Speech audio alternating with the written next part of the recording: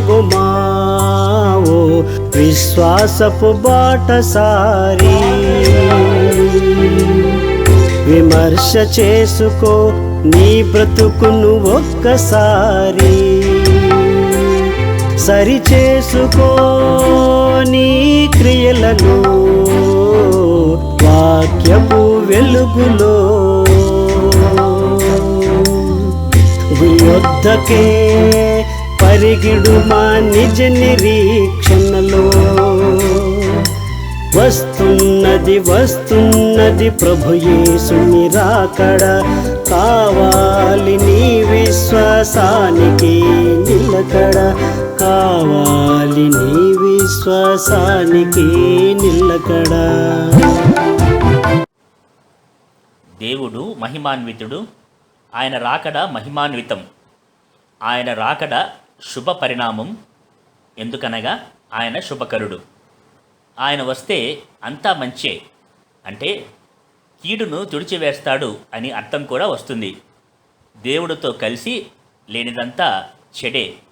సూక్ష్మంగా దేవునితో కలిసి ఉండటమే మంచిది, క్షేమం, పుణ్యం. అందుకే ఆయన ఈ భూమి మీదికి వస్తున్నాడు. దేవునికి ఇదే ప్రేమపూర్వక ఆహ్వానం, ఎన్నో ఏళ్ల నిరీక్షణ పడం. యేసు రమ్ము. ప్రార్థించుకుందాం. ప్రియ పరలోకపు తండ్రి, సర్వమానవ సృష్టికర్త, మమ్మను ఉనికిలోనికి తెచ్చినందుకు వందనములు, కృతజ్ఞతలు. నీవు లేకుండా మేము లేము. నీవిచ్చిన ఈ భూమి నివాసయోగ్యంగా లేకుండా చేసుకున్నాం. చెడు నిన్ను మాకు దూరంగా చేసింది. నీవు లేనిదంతా శ్రమ, దుఃఖమే. దేవా, మమ్మల్ని నీతో పాటు తీసుకెళ్ళు. నీ ఉండు చోటులో మమ్మల్ని ఉంచు. తండ్రి, నీ కుమారుని ప్రభువైన యేసుక్రీస్తును మాకై పంపినందుకు కృతజ్ఞతలు. ఆయన రాకడకే ఎదురు చూస్తున్నాము. తండ్రి, త్వరగా పంపుము. యేసు నామమున వేడుకుంటున్నాం తండ్రి, ఆమేన్. ప్రియ సహోదరి సహోదరుడా, బాగున్నారా? రాకడ సందేశములు అన్న ఈ దర్శనాత్మక సందేశములు ప్రభువు ప్రేరితమై మీ ముందుకు వస్తుంది. విశ్లేషణాత్మకంగా వినండి.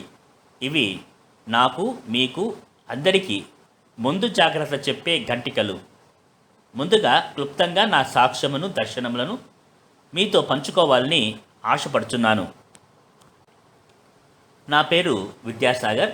తల్లిదండ్రులు ఉపాధ్యాయ వృత్తిలో ఉండి క్రమశిక్షణలో పెంచినను ప్రభువైన యేసుక్రీస్తునందు నా పంపకము లేకుండా పోయింది. క్రైస్తవ జ్ఞానం లేక స్వనీతిలో ఎదిగాను. లోకరీత్యా నేను మంచివాడనే పేరే గాని నా హృదయం చెడ్డదే. డాక్టర్లు ఇచ్చిన మందులు వికటించి 27 ఏళ్లకే మంచి యవ్వనంలో 2 కిడ్నీలు చెడిపోయి మంచానికి పరిమితం అయ్యాను. మరణ పడక నుండి యేసు ప్రభుల వారు తన మహాకృపచే నన్ను లేవనెత్తి తన సేవకై పిలుచుకున్నాడు. ఇప్పటికీ 23 సంవత్సరములు డయాలసిస్ అనే ప్రక్రియ ద్వారా వారానికి 3 సార్లు 4 గంటల చొప్పున ఈ ప్రక్రియ చేయించుకోవాలి. ఇది వేదనాభరితమైనదే కాదు, వ్యయంతో కూడుకున్నది. ప్రభువే నన్ను ఇంతవరకు కృపలో నడిపించాడు. మొదటి దర్శనంగా భిక్షమెత్తుకొని జీవించేవారి మధ్య సువార్త ప్రకటించుటకు పిలుచుకున్నాడు. గుడి మెట్ల వద్ద, రోడ్డు మీద ఉన్న భిక్షమెత్తుకొని జీవించేవారి మధ్య వాక్యం ప్రకటించకు వెళ్ళి వారికి దేవుణ్ణి పరిచయం చేసి నడిపించాలని ప్రభువు ఆజ్ఞ. ఇప్పుడు రెండవ దర్శనం. ప్రభువు నాకు ప్రకటన గ్రంథం 22వ అధ్యాయం 10 నుండి 12 వచనముల ద్వారా మాట్లాడాడు. ప్రకటన గ్రంథం 22వ అధ్యాయం 10 నుండి 12 వచనములు. మరియు అతడు నాతో ఇలాగ చెప్పెను, ఈ గ్రంథమందున్న ప్రవచన వాక్యములకు ముద్ర వేయవలదు. కాలము సమీపమై ఉన్నది. అన్యాయం చేయువాడు ఇంకను అన్యాయమే చేయనిమ్ము. అపవిత్రుడైన వాడు ఇంకను అపవిత్రుడుగానే ఉండనిమ్ము. నీతిమంతుడు ఇంకను నీతిమంతుడుగానే ఉండనిమ్ము. పరిశుద్ధుడు ఇంకను పరిశుద్ధుడుగానే ఉండనిమ్ము. ఇదిగో త్వరగా వచ్చుచున్నాను. వాని క్రియల చొప్పున ప్రతి వానికి ఇచ్చుటకు నేను సిద్ధపరిచిన జీతము నా యొద్ద ఉన్నది. ప్రియ విశ్వాసి, ఇక్కడ ఒక విషయం స్పష్టం. ఆయన రాకడ అతి సమీపంగా ఉన్నది. 2025 సంవత్సరముల క్రితం దేవదూతలు ఆయన తిరిగి వస్తాడు అని చెప్పారు. అపోస్తుల కార్యం 1వ అధ్యాయం 10-11 వచనములు. ఆయన వెళ్ళుచుండగా వారు ఆకాశం వైపు తేరి చూచుచుండిరి. ఇదిగో, తెల్లని వస్త్రములు ధరించుకొనిన 2 మనుష్యులు వారి వద్ద నిలిచి, గలిలియా మనుషులారా, మీరెందుకు ఆకాశం వైపు చూస్తున్నారు? మీ వద్ద నుండి పరలోకమునకు చేర్చుకొనబడిన ఈ యేసే ఏ రీతిగా పరమునకు వెళ్ళుట చూచుతిరో ఆ రీతిగానే ఆయన తిరిగి వచ్చునని వారితో చెప్పిరి. మరి ఆయన ఎందుకు వస్తాడు? ప్రభువు చెప్పిన దృష్టాంతం ద్వారా ఆలోచిద్దాం. మత్తయి సువార్త 13వ అధ్యాయం 25-30 వచనములు. మనుషులు నిద్రించుచుండగా అతని శత్రువు వచ్చి గోధుమల మధ్య గురుగులు విత్తిపోయెను. మొలకలు పెరిగి గింజ పట్టినప్పుడు గురుగులు కూడా అగ్గుపడెను. అప్పుడు ఇంటి యజమాని దాసులు అతని వద్దకు వచ్చి, అయ్యా, నీవు నీ పొలములో మంచి విత్తనములు విత్తితివి కదా, అందులో గురుగులు ఎక్కడి నుండి వచ్చినవి అని అడిగిరి. ఇది శత్రువు చేసిన పని అని వారితో చెప్పగా, ఆ దాసులు, మేము వెళ్ళి వాటిని పెరిగి కూర్చుట నీకు ఇష్టమా అని అతనిని అడిగిరి. అందుకతడు, వద్దు, గురుగులను పెరుగుచుండగా వాటితో కూడా ఒకవేళ గోధుమలను పెళ్ళగింతుడు. కోతకాలం వరకు రెంటిని కలిసి ఎదుగనీయుడి. కోతకాలమందు గురుగులను ముందుగా కూర్చి వాటిని కాల్చివేయుటకు కట్టలుగా కట్టి గోధుమలను నా కొట్టులో చేర్చి పెట్టుడని కోతగాండ్రతో చెప్పుదునెను. శ్రోతలు వింటున్నారా? ఇది అంత్యకాలం. కోతకాలము అనగా దేవుని రాకడ ఎంతో కాలం లేదు. ప్రియులారా, ప్రకటన సంఘమునకు వ్రాయబడిన ప్రవచన గ్రంథం. ఎంతోమంది దేవుని భక్తులు, ప్రవక్తలు, మిషనరీలు స్థాపించిన అనేకమైన గోధుమలు అనబడే రక్షిత ప్రజలతో కూడిన సంఘములలో శత్రువైన సాతాను గురుగులను విత్తాడు.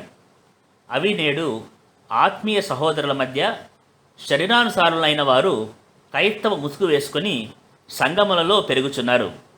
సంఘములలో ఆచారభక్తి, మారు మనసు లేని బాప్తిసములిచ్చు విచ్చలవిడిగా అసభ్యమైన మత కార్యములుగా మార్చివేస్తున్నారు. వేషధారణ భక్తి పెరిగిపోయింది.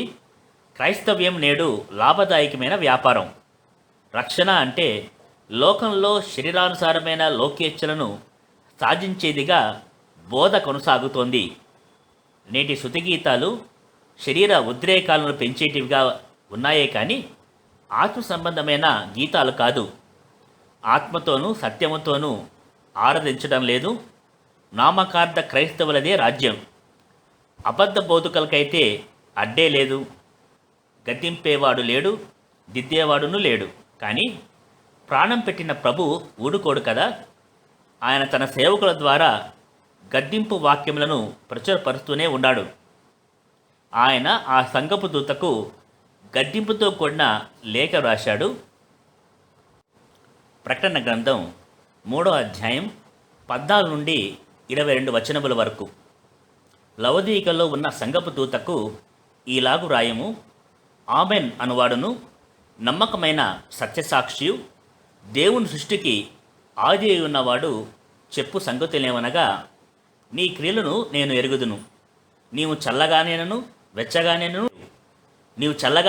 వెచ్చగానేనను ఉండిన మేలు. నీవు వెచ్చగానేను చల్లగానేను ఉండక నులివెచ్చగా ఉన్నావు కనుక నేను నిన్ను నా నోట నుండి ఉమ్మివేయ ఉద్దేశించున్నాను. నీవు దౌర్భాగ్యుడవును, దిక్కుమాలిన వాడవును, దరిద్రుడవును, గ్రుడ్డివాడవును, దిగంబరుడవై ఉన్నావని ఎరుగక, నేను ధనవంతుడను, ధనవృద్ధి చేసుకొని ఉన్నాను, నాకేమీ కొదవలేదని చెప్పుకొనుచున్నావు. నీవు ధనవృద్ధి చేసుకున్నట్లు అగ్నిలో పుటం వేయబడిన బంగారమును, నీ దిశముల సిగ్గు కనబడుకున్నట్లు ధరించుకొనుటకును తెల్లని వస్త్రములను, నీకు దృష్టి కలుగునట్లు నీ కన్నులకు కాటుకను, నా యొద్ద కొనుమని నీకు బుద్ధి చెప్పుచున్నాను.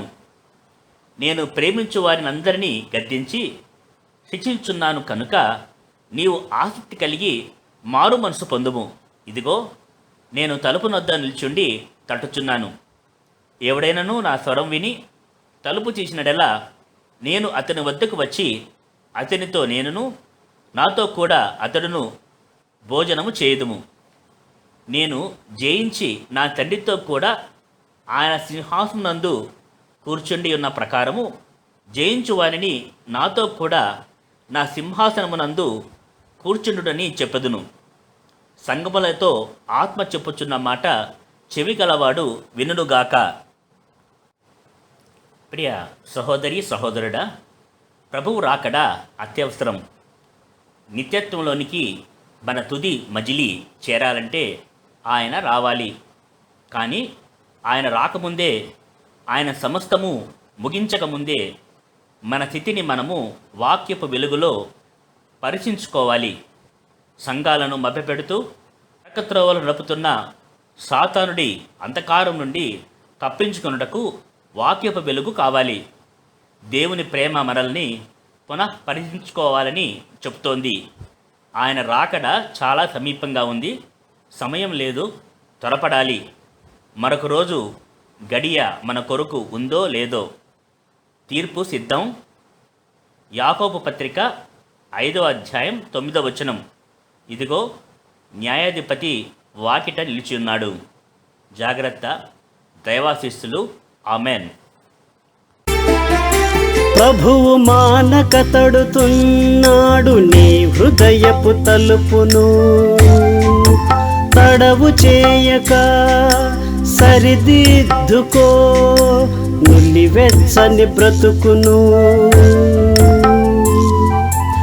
ఆత్మ సంపదను కూర్చుకొని వర్ధిల్లుము అనుదినము. నీతి వస్త్రమును ధరించి సిద్ధపడు ప్రతిక్షణం. సిద్ధపడు ప్రతిక్షణం. వస్తున్నది వస్తున్నది ప్రభు యేసుని రాకడ. కావాలి నీ విశ్వాసానికి నిలకడ. కావాలి నీ విశ్వాసానికి నిలకడ. ఆగుమా ఆగుమా ఓ విశ్వాసపు బాటసారి. ఓ విశ్వాసపు బాటసారి.